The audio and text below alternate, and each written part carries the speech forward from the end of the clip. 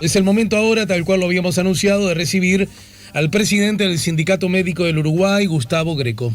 Si buscas un portón automático para tu casa o para la oficina, asegúrate que sea fuerte, que sea seguro, que sea práctico, que sea un SEA. Porque solo un portón SEA te asegura el mayor respaldo técnico, un service propio en todo el país y la garantía de todos sus productos. Ingresa en seaportones.uy o llama al 2601-2611. Si vas a elegir un portón, que sea un SEA. Gustavo, buen día, bienvenido. ¿Qué tal? Buen día, Alejandro, ¿cómo estás? Bien, muy bien. Estaba pensando, porque esta pregunta se la hago a todos con los que conversamos aquí en La Mañana en Camino en este contexto, a propósito de qué tanto están quedándose en casa, etcétera, etcétera, etcétera, y nos cuentan detalles de su vida cotidiana. Diría que contigo ni siquiera aplica la pregunta, ¿no? Me quedo en casa todo lo que puedo y he restringido todas las actividades recreativas, deportivas, todo lo que hago habitualmente lo tenemos por ahora clausurado. Estamos con la familia, con los niños, haciendo el aislamiento social, que es lo que indica las directivas que indica el Ministerio de Salud Pública, y que es lo que tenemos que cumplir para evitar la propagación de la pandemia en la sociedad. Obviamente que paso más afuera que adentro, ¿no? Porque la actividad me está llevando muchísimo tiempo. ¿En tu condición de médico o en tu condición del presidente del sindicato médico? De ambas cosas, porque mantengo ambas actividades. Así que cuando tengo que ir a trabajar a mi actividad laboral, al CTI donde trabajo, bueno, voy y después sigo con las actividades del sindicato. Igual, las reuniones son mucho más virtuales que presenciales, y eso permite también disminuir mucho el tiempo fuera de casa, ¿no? Hay muchas cosas que se hacen, bueno, como esto. Tal vez hoy estaría ahí tomando mate contigo. Claro, desde ya. Bueno, naturalmente que hablar contigo en este contexto es abrir casi un abanico infinito de temas, y fundamentalmente, digo yo, de perspectivas, pero para arrancar por un lado, se impone, a propósito de la reunión que tuvo el gobierno con distintos actores de la comunidad médica, el sindicato médico entre ellos, los prestadores de salud, etcétera, etcétera, etcétera, a propósito del nuevo, si es que está bien decirlo así, los nuevos protocolos vinculados a los testeos del COVID-19. ¿Dónde estamos parados al día de hoy y qué es lo que le podemos comunicar a la sociedad, a la comunidad al respecto? ¿Aló, Gustavo? Que estamos viviendo un proceso Ay, que se me está entrecortando, Gustavo. ¿Estás ahí? Perdón, hola, ¿me escuchás? Sí, ahora sí, pero se me entrecortó. Sí, yo te escucho perfecto ahora. No sé si es que te moviste o se entrecortó algunos segundos. Me decías. Entrecortó. Estamos en un proceso largo, ¿no? No estamos en una carrera de 100 metros ni de 1000 metros, estamos en una media maratón. Por tanto, todas las acciones y todas las decisiones que se van tomando tienen un fundamento y tienen un proceso de implementación. Con el tema de los testeos, bueno, cuando comenzó esto, la capacidad de testeo del país era muy reducida y se ha ido incrementando progresivamente a través de distintas acciones del gobierno, de los sectores privados, de la universidad y de la facultad del Instituto Pasteur, y estamos mejor, pero todavía no en una situación óptima. El anuncio de los 1.800 o 1.000 test diarios que tendríamos capacidad de realizar, necesitan una implementación práctica con una logística que está en vías de concretarse, como toda cosa que se decide, ¿no? Digo, la ejecución de algo nuevo y nueva tecnología, algo complejo, ¿no? Porque la toma de las muestras requiere bioprotección, traslado, kits especiales que no están en el mercado porque hay una explosión de la demanda mundial de estos kits. Bueno, todo eso genera una serie de problemas que hacen que entre la definición política y el deseo de testear la mayor cantidad de personas posibles, como si fuera un número mágico, y quiero referirme a esto más adelante, se contrapone con lo pragmático, con la realidad. Entonces hay que trabajar mucho en lo operativo de todo esto, ¿no? Lo que tiene que ocurrir, lo que buscamos que ocurra, es que una persona cualquiera, de cualquier edad y en cualquier rincón del país, de cualquier prestador público o privado que necesite un test, que así se entiende por parte del médico que está asistiendo, lo tenga y su prestador se lo brinde. Eso es lo que tenemos que asegurar. Bien, y eso no, pero deduzco entonces, deduzco que eso no estaba ocurriendo. Bueno, claro, se ha ido mejorando, ¿no? Se ha ido avanzando en esto. No estaba, porque esto es nuevo en el país. Recordamos que los primeros 4 casos se diagnosticaron el 13 de marzo. Sí. No transcurrió un mes. Estamos hablando de testear a 1.000 personas por día, y de todo lo que, y de una economía semi paralizada, de todo lo que esto implica, ¿no? La otra pata que faltaba para esto era tener certeza de exactamente a quién pedirle el test, porque los recursos no son infinitos. Cuando decimos test para todos, es para todos los que sea posible y cuando más podamos abarcar, pero es imposible que a los cientos de miles de uruguayos que se estima que van a padecer la enfermedad, le hagamos test a todos. Naturalmente, sí, está bien. Recursos finitos, mejora de disponibilidad, pero racionalidad. Hay que saber muy bien a dónde dirigimos esos test, a qué población y qué buscamos, para que no sea dinero mal gastado o ineficiente, no mal gastado, ineficientemente gastado, y nos quede población que se beneficiaría del test sin cubrir. En ese sentido, una pauta clínica que nos permita establecer claramente cuál es la población que más se beneficia, ¿no? ¿Qué persona individualmente se beneficia de tener el test o no? Por ejemplo, Alejandro, 20 años, joven, sano, sin comorbilidades y con síntomas respiratorios que transcurren sin ningún elemento clínico de severidad en su domicilio, sí. Y probablemente sea un COVID, pero poner en marcha el mecanismo de corroborarlo con un test no parece ser necesario. Entendido. En 80 años, casa de salud, dificultades para el aislamiento y comorbilidades asociadas, por más que en ese momento esté muy bien y tenga síntomas leves, tiene grandes chances de que si llega a ser un COVID, pueda tener complicaciones graves en 1 o 2 semanas. Ahí tenemos que dirigir el test. No sé si soy claro en esto. Sí, Gustavo, perfectamente, meridianamente claro. Sin embargo, déjame decirte que estos dos ejemplos que pusiste, que además lo pusiste deliberadamente, entiendo, sí, como me grises en el medio, ¿no? Ahí está, justamente. Esto que acabas de decirnos, en realidad para la población, y corregime si me estoy equivocando, no luce como nuevo. Fue uno de los primeros paradigmas informativos que se dijeron, que sobre los que se insistieron. Mi pregunta es esta, a ver si logro sintetizarla.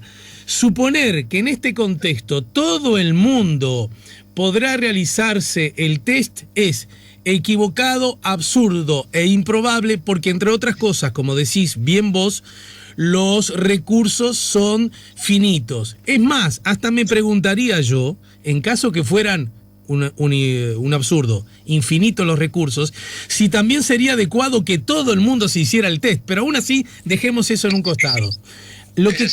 Lo que quiero preguntarte es lo siguiente. Una cosa es decir, mirá, todos no van a poderse hacer el test. Y se pone como ejemplo Corea del Sur, que tiene recursos más desarrollados que los nuestros y que ha tenido una política de mucho impulso en esa dirección. La pregunta es esta. Bueno, una cosa es que todos nos hagamos. Otra cosa es que nos estemos haciendo por debajo de las posibilidades que Uruguay sí en efecto tiene, que me parece que era lo que estaba ocurriendo, según entiendo del relato de los hechos. Creo que pusiste el punto exacto. A ver, a la pregunta, si todo el mundo puede tener un test, va a tener un test, todo el mundo que lo necesite.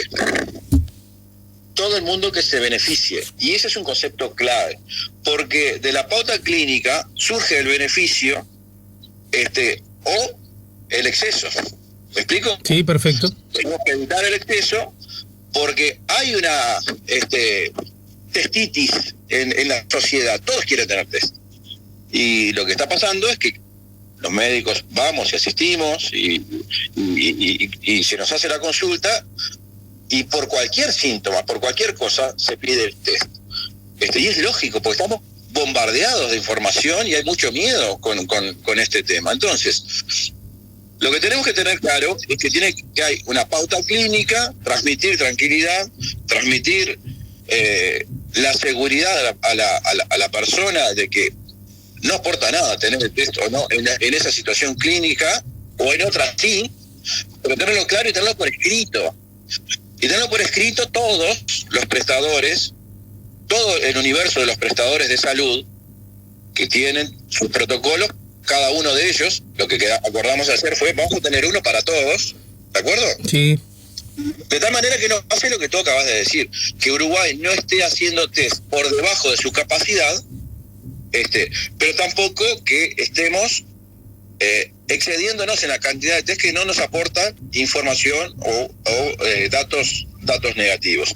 Es un equilibrio muy fino, pero bueno, es a donde creemos que tenemos que ir, porque podemos mirar Corea, podemos mirar Italia, las dos países opuestos en cuanto a resultados, por decir, ¿no? Está bien. También, ya que estamos hablando de opuestos, pero ni somos Corea ni somos Italia, somos Uruguay. Y entonces, ¿qué es lo que va a cambiar de aquí en más para los ciudadanos para que en efecto esa frase que me parece que es la frase fuerte, la frase consigna, nadie que necesite un test va a quedar sin la posibilidad de hacérselo? ¿Qué es lo que va a cambiar en el protocolo que estaba funcionando, si es que había uno específicamente unificado hasta antes de ayer, y cuál empieza a funcionar a partir de hoy? Los médicos venimos con un criterio restrictivo en cuanto a la solicitud de test porque había poca disponibilidad. Entiendo. Las pautas clínicas que estábamos siguiendo, que incluían fiebre elevada y determinados síntomas, se modificaron y eso va a hacer que, al bajar el umbral, seguramente haya más test.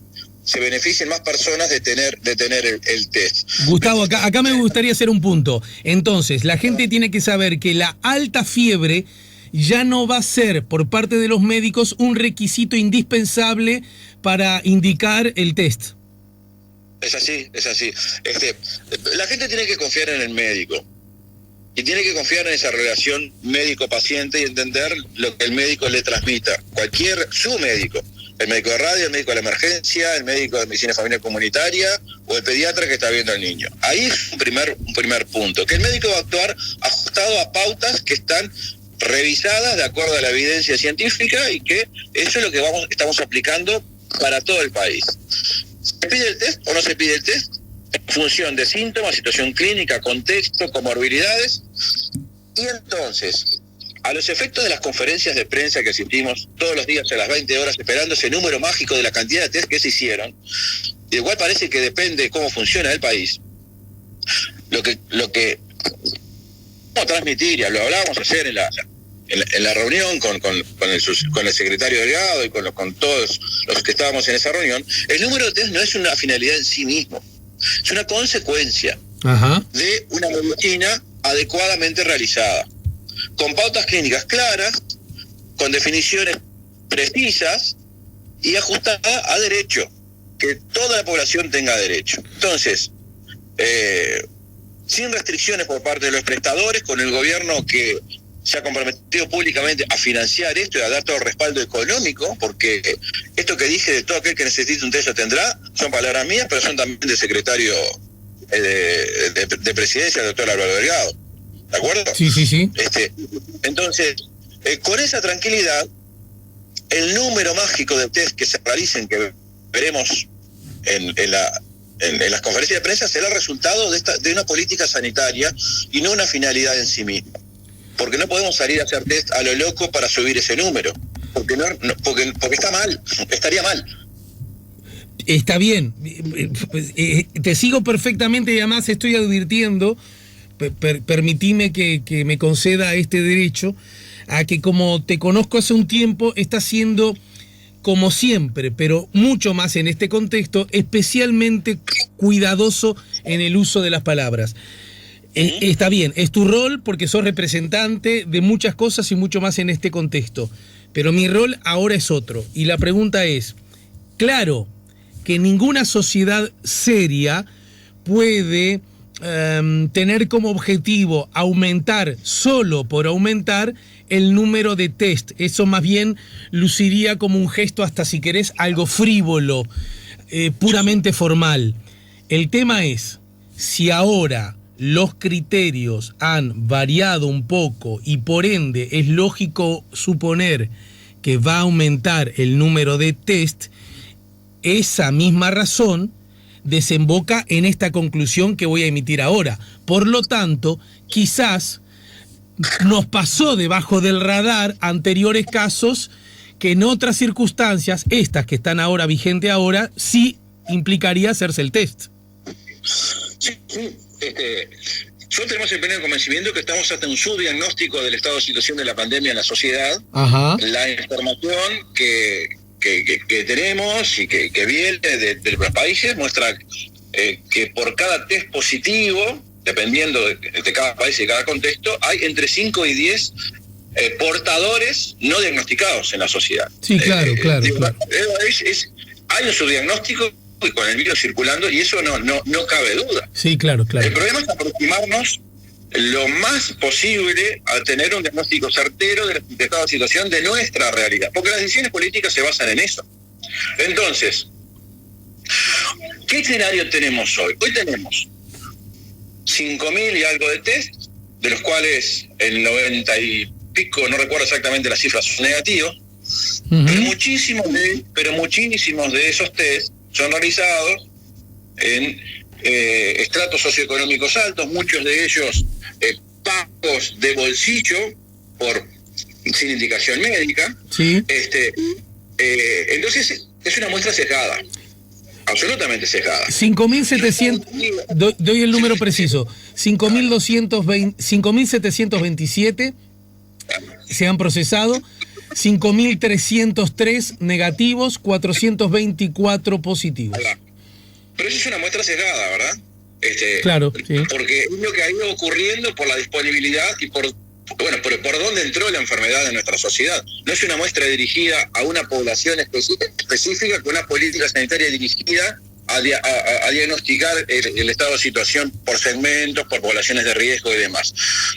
Lo que pretendemos con la pauta clínica es justamente eso, ¿no? Que ese sesgo sea el menor posible y que sepamos exactamente dónde estamos parados, particularmente en la población vulnerable que corre más riesgo, porque acá hay que proteger es el que puede morir.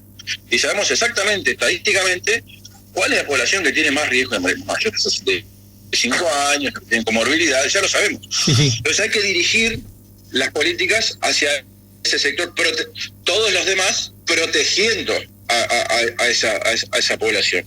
Pero comparto tu conclusión, es así, y por más que lo diga con palabras políticamente correctas, el concepto es ese. Y además, ahora entonces, uno va a esperar que ese aumento de test seguramente tienda a oficiar como buena noticia a que el subregistro sea un poquito más chico, por decirlo de algún modo. Sí. Es así. Aunque el número de positivos tienda a subir. Exactamente. Ambas cosas son ciertas. Lo que pasa que... a ver si entiendo bien. Los médicos no están tratando de darnos buenas noticias. Lo primero que nos tienen que dar los médicos es cuál es el verdadero estado de la realidad. Claro. Es así. Hay un estado de la realidad que es objetivo y que no es un dato menor en este contexto, porque cuando hablamos de que hay su diagnóstico y que seguramente el estado de situación en la sociedad sea mucho peor de lo que ese número mágico nos dice, ¿no? Y es la cantidad de pacientes internados y la cantidad de pacientes internados en terapia intensiva. Claro.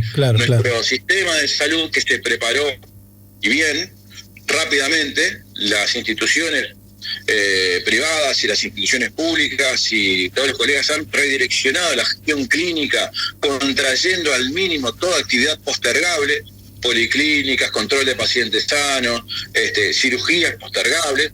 todo está restringido de tal manera que, por ejemplo, un dato no menor, hoy tenemos 60% de las camas de terapia intensiva del país libres esperando estos pacientes. 60%. Es algo absolutamente inusual.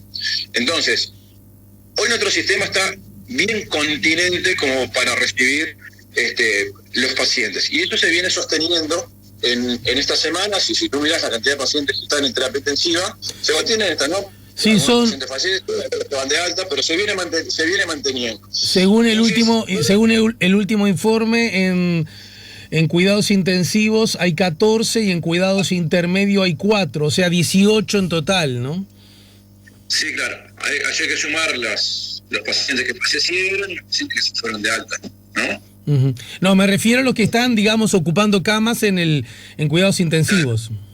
Pero yo me refiero a que el sistema está continente, tiene buena capacidad de continentar a los pacientes. Y ese es un dato que... es un dato objetivo. No podemos hacer conjeturas en más o menos. Y eso habla de que lo que el país ha hecho en todo su espectro, desde las decisiones tempranas del gobierno de suspender clases y bueno, las 65 medidas, como decía el secretario de Presidencia, que ha tomado el gobierno desde que esto empezó, tienen ese resultado. ¿Qué es lo que aspiramos desde la medicina? Poder dar una atención digna y equitativa a todos los pacientes que lleguen a cualquier situación. Eso hoy está ocurriendo. Hay pacientes que se están recuperando y hay pacientes que lamentablemente fallecen porque, bueno, la letalidad del virus en determinados segmentos es importante y eso ya lo sabíamos. Sí, el número de pacientes recuperados ya es de 150, ¿no? Que es un dato que también hay que tener en cuenta. Uh-huh. Quiero hacerte un par de preguntas más, pero para terminar con este segmento, ¿esto ya está vigente entonces, estos nuevos criterios a los efectos de recomendar o solicitar el testeo? A ver, esto estamos esperando la comunicación oficial del Ministerio de Salud Pública. Ayer se reunía el comité de expertos, el sindicato médico y el colectivo médico. Como le hemos dicho públicamente en más de una oportunidad, va a respetar lo que defina la autoridad sanitaria. Así se funciona en este tipo de situaciones. Proponemos, discutimos, trasladamos a los ámbitos, discrepar, pero acatamos. Porque, bueno, no hay manera de que esto llegue a buen puerto si no se es así. Lo otro interesante que ocurrió ayer, y que no me parece un dato menor, es establecer una suerte de clearing de laboratorios, de tal manera que cumplir con esa premisa de quien necesite un test lo tenga, no dependa de la disponibilidad del proveedor, del prestador de turno. Uh-huh. Es decir, si la mutualista trabaja con su laboratorio o con X laboratorio y ese laboratorio no tiene disponibilidad, se va a poner un mecanismo para que vaya a otro laboratorio, pero que la persona tenga en tiempo y forma su test si lo necesita. Funciona como sistema, no como compartimentos estancos en cuanto a la disponibilidad de los recursos. Bien, y ¿sabés que con relación al ítem primero no me termina de quedar claro? No empezó a arrancar el nuevo paradigma, entonces. Claro, porque tuvimos la reunión a mediodía y que terminó a mediodía y de tarde estaba el comité de expertos ultimando los detalles y pienso que en breve ya va a estar comunicado como para que todos funcionemos con esto. Bien, perfecto. Dijiste al pasar algo del apoyo y de la necesaria unificación de los criterios y de los relatos y por lo tanto de las recomendaciones. Lo enmarco en una actitud que había tenido el sindicato médico y su presidente en particular de insistir con que era necesario la cuarentena obligatoria. ¿Nos hemos salido de ese reclamo o simplemente entienden que no es momento de insistir en él? A ver, nosotros hicimos el planteo en su momento, fuimos enérgicos porque entendíamos que en la etapa de la evolución de la pandemia en que nos encontrábamos y con la inseguridad de cómo iba a dar respuesta el sistema de salud uruguayo, con sus debilidades que las tiene, y con el estado de situación que nos encontramos en ese momento, la medida más razonable para prevenir y frenar la expansión de la pandemia en la sociedad era una enérgica cuarentena o aislamiento social extremo, con un fuerte peso del Estado, con una fuerte asistencia social para evitar desmanes y demás, en un contexto jurídico dado por la ley 9.902 del 10 de enero de 1934, de la ley de salud pública, no en medidas prontas de seguridad ni en militarización de la sociedad. No estamos en esa línea, creemos que no es necesaria esa línea. Y el gobierno, nos escuchó, pero optó por estas medidas progresivas que ha ido implementando y que han dado su resultado. Esto no está descartado, el planteo sigue arriba de la mesa. Si la situación desborda, seguramente vayamos a ese contexto.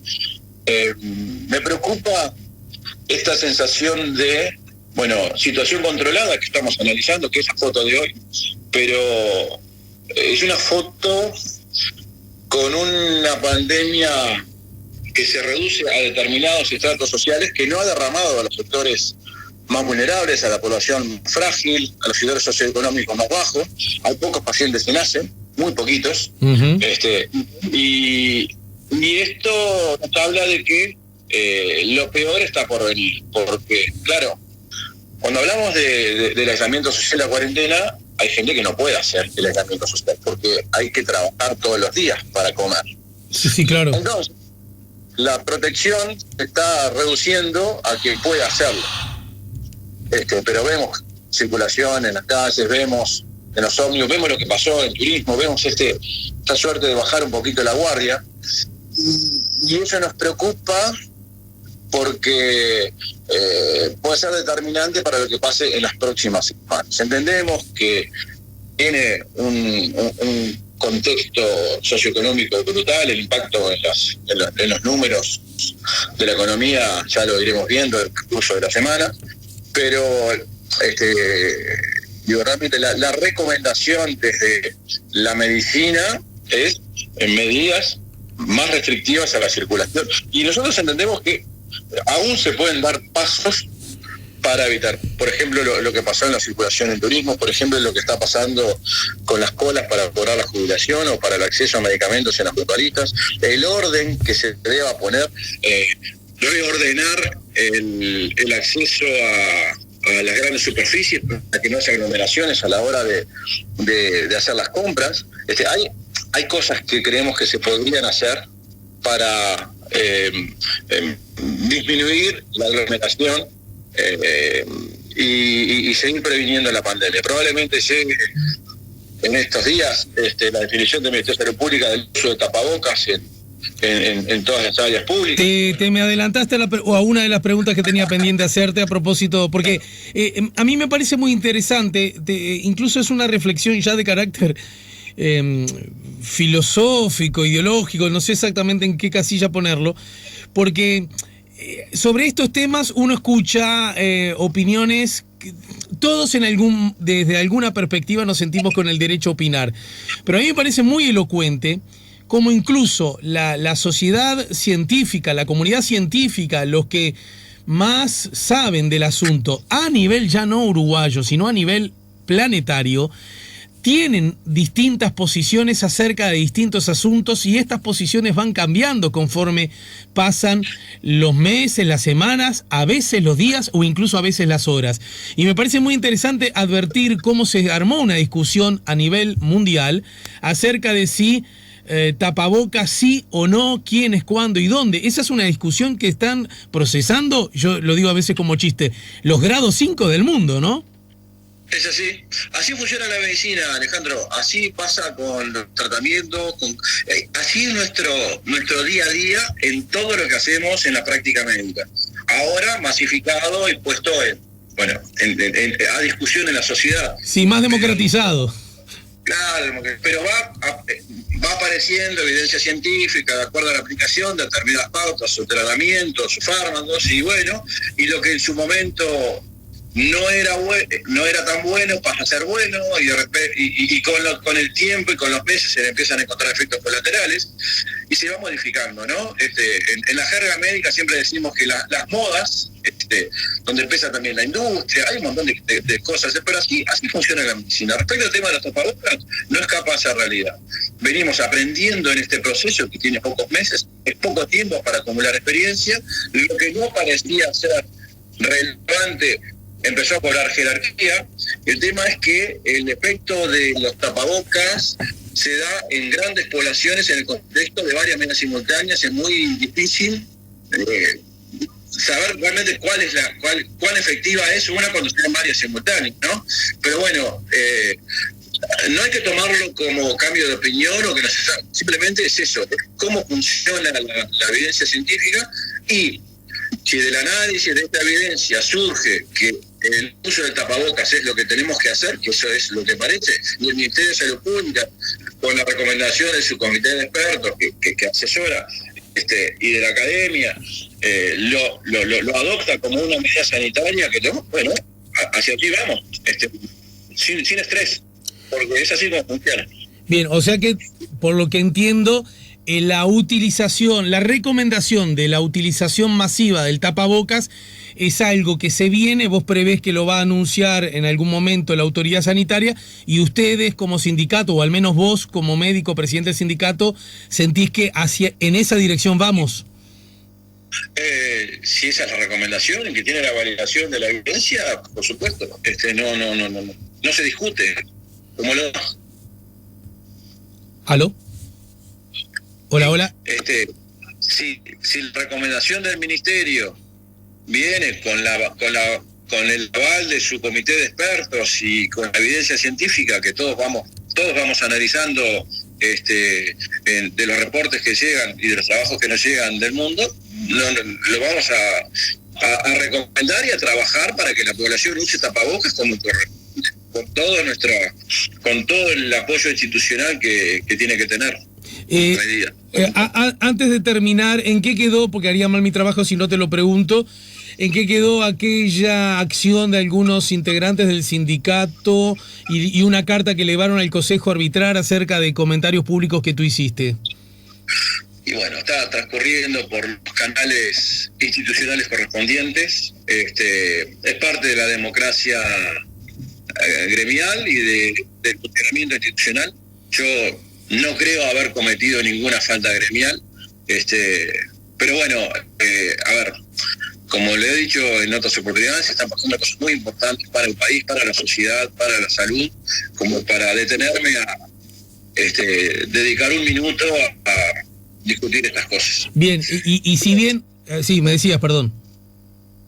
No, eso, nada más, que está transcurriendo y lo procesaremos como corresponde. Y si bien por lo que hemos leído todos, porque ha sido información pública, está vinculado el concepto cuarentena desde otro lugar, naturalmente, porque mi rol es otro, insisto, el sindicato como tal, la comunidad médica, en este caso representada por el sindicato, porque no solo el sindicato médico sugirió lo de la cuarentena, ¿es algo que ha abandonado como recomendación, como sugerencia, como planteo sanitario? No lo hemos abandonado. Lo que sí hemos hecho es dejar constancia de nuestra posición y no insistir públicamente, porque entendemos que el gobierno tiene que tomar las decisiones que tome. Pero tenemos que fomentar esa dicotomía cuarentena sí, cuarentena no. Cuando tenemos todos estos temas de los que hablamos extensamente ahora, no hacía bien a la sociedad, ni a la conducción en esta situación. La posición está, los fundamentos están. Es altamente probable que en algún momento se llegue a la cuarentena obligatoria. Estamos dispuestos a poner nuestros argumentos sobre la mesa, como ya lo hicimos en su momento. Sí. Pero no es un punto sobre el cual nosotros ahora tengamos la decisión política de insistir o machacar, porque creemos que hay mucho para hacer en un plan estratégico que va más allá de la cuarentena, que es lo que presentó en realidad el sindicato, ¿no? La cuarentena era un punto de ese plan que nosotros propusimos o aportamos en las distintas instancias de diálogo que tenemos con el gobierno. Bien, para terminar, hay un oyente, Daniel, Nos manda un video en el que se ve a una persona que está corriendo, haciendo ejercicios, corriendo por Boulevard Artigas. Lo está haciendo solo de short, es decir, no se sacó la remera, ¿verdad? Para correr. Y en ese contexto pregunta el oyente, ¿el coronavirus es volátil? ¿Este hombre está arriesgando mucho así? Es una pregunta que hace Daniel. No, el radio de las partículas que emanan de las vías respiratorias por el virus no va más allá de un par de metros, y por eso la distancia o el aislamiento tiene que ser de esa distancia. Hay reportes sobre si queda en el aire, no queda en el aire, si eso que describe el oyente que constituye un riesgo o no. Hasta ahora no hay evidencia de que eso lo constituya. Lo que pasa es que en un contexto de aislamiento social y de llamado a quedarnos en casa, toda acción social, como salir a correr o hacernos visibles públicamente en espacios, no contribuye a la conciencia social. Entonces, más allá del riesgo, está el mensaje que cada acción nuestra tiene. Porque tomando todas las precauciones, aún tomando todas las precauciones, saliendo, estamos incitando a salir.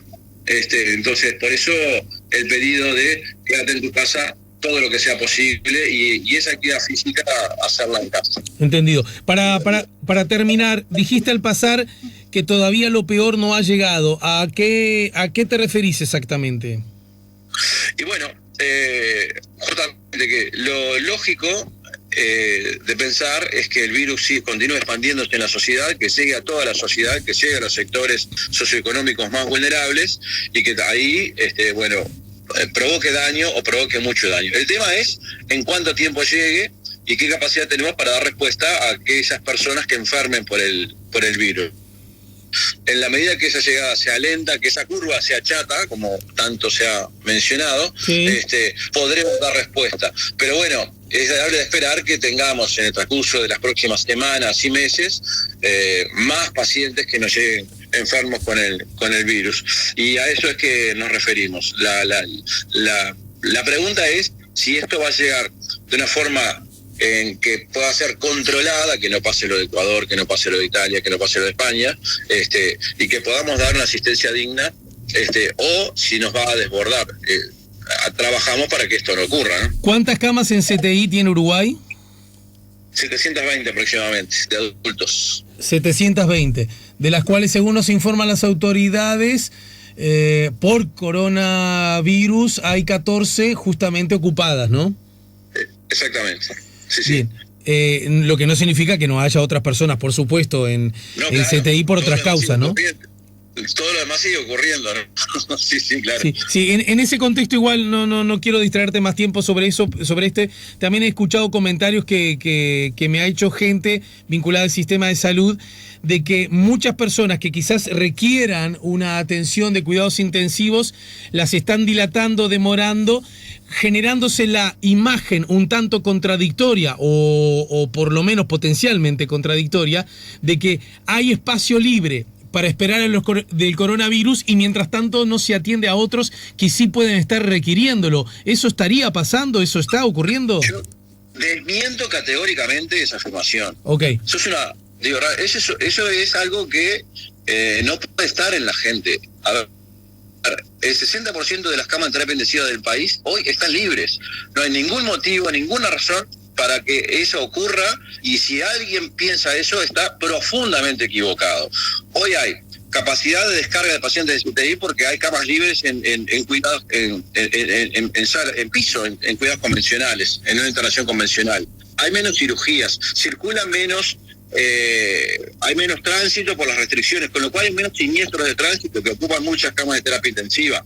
No se está operando cirugía cardíaca de coordinación, no se están haciendo angioplastias de coordinación. A ver, el sistema de salud realmente se ha adaptado para recibir estos pacientes. Yo realmente que se diga que alguien no entra a terapia intensiva o no recibe cuidados intensivos que necesita por el coronavirus hoy en Uruguay es mentira. Bien, no solo decís que es mentira, sino que además bajo ningún concepto podría usarse ese argumento para evitar, digamos, que la persona entre a cuidados intensivos. Obviamente, no, de ninguna manera. Hoy no. Es algo que puede llegar a ocurrir y para lo cual nos preparamos. Exacto. Hoy no. La idea es justamente evitar esa situación, ¿no? Evitar eso. Exacto. Bien, gracias por el tiempo, presidente. Nos reencontramos más temprano que tarde, ¿sí?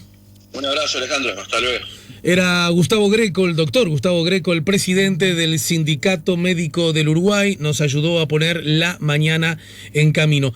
Si buscas un portón automático para tu casa o para la oficina, asegúrate que sea fuerte, que sea seguro, que sea práctico, que sea un SEA. Porque solo un portón SEA te asegura el mayor respaldo técnico, un service propio en todo el país y la garantía de todos sus productos. Ingresa en seaportones.uy o llama al 2601-2611. Si vas a elegir un portón, que sea un SEA.